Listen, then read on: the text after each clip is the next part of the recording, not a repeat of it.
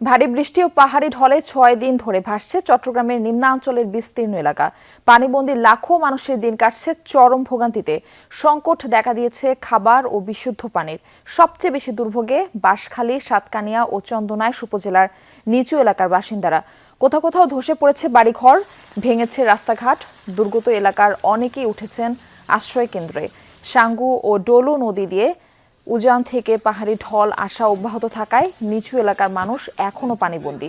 সরকারিভাবে ত্রাণ সহায়তা কার্যক্রম চললেও তা অপর্যাপ্ত বলছেন স্থানীয়রা। এদিকে কিছু এলাকা থেকে ধীরে ধীরে বন্যার পানি নামতে থাকলেও ভোগান্তি কাটেনি বাসিন্দাদের। বসবাসের অনুপযোগী হয়ে পড়েছে বসতভিটা। 3 দিন না খাওয়া ছিল, রান্না করতে পারিনি। পানির মধ্যে পানি যখন একটু কমছে, গ্যাসের সিলিন্ডারের মধ্যে আমরা কিছু রান্না করে আর দেখছি না বাজে গইলে পানি আয় আর দেখি আর ছোট বয়সে আর বাংলাদেশ স্বাধীন তারা দিয়ে এই পর্যন্ত পাকিস্তান এসছে আল্লাহ ইয়েকে দেখাইলে দিই না উচ্চতর লেভেলের কোনো একজন লোকজনও আসে না, আইয়ে না তো ওই আসে মেইন রোড আসে এখান থেকে চলে যায়।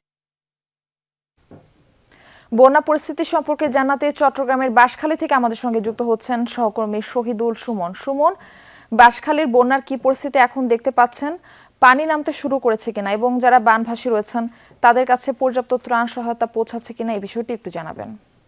মারফি, ভোর থেকে বাঁশখালীতে আমরা আসলে বৃষ্টি হতে দেখিনি, সূর্যের আলো উকি দিয়েছে। ফলে নিচু এলাকা যেগুলোতে আসলে এতদিন জলাবদ্ধতা ছিল, অর্থাৎ বন্যার পানি জমেছিল, সেটি কিন্তু ধীরে ধীরে নেমেছে। আমরা এখানকার যারা স্থানীয় বাসিন্দারা রয়েছেন তাদের সাথে কথা বলেছিলাম। তারা আসলে বলছেন গতকালের তুলনায় আজকে কয়েক ফুট অর্থাৎ 2 থেকে 3 ফুট পানি আসলে নেমে গিয়েছে এবং বাকি পানিগুলো কারণেই আসলে সাধারণ মানুষের যে ভোগান্তি সেটি আমরা দেখছি। আসলে এখানকার সাধারণ মানুষ যেটি বলছে যে তাদের কাছে খাবারের সংকট যেমন রয়েছে তেমনি কিন্তু আসলে তীব্র আকার ধারণ করেছে তাদের কাছে সেটি হচ্ছে বিশুদ্ধ পানির। তারা বলছে এতদিন বৃষ্টিপাতের কারণে বৃষ্টির পানি খেয়ে তারা তাদের যেই তৃষ্ণা সেটি মিটিয়েছেন, তবে যেহেতু বৃষ্টি নেই সেক্ষেত্রে এখন সবচেয়ে বেশি প্রয়োজন সেটি হচ্ছে বিশুদ্ধ পানি। এর বাইরে স্যানিটেশন সব সমস্যার কথা আসলে সবচেয়ে বেশি বলছে, বিশেষ করে যারা নারী এবং শিশুরা রয়েছেন তাদের স্যানিটেশন সমস্যা সবচেয়ে বেশি তীব্র আকার ধারণ করেছে। সেনাবাহিনী, বিজিবি কিংবা সরকারি বেসরকারি উদ্যোগে অনেকেই ত্রাণ নিয়ে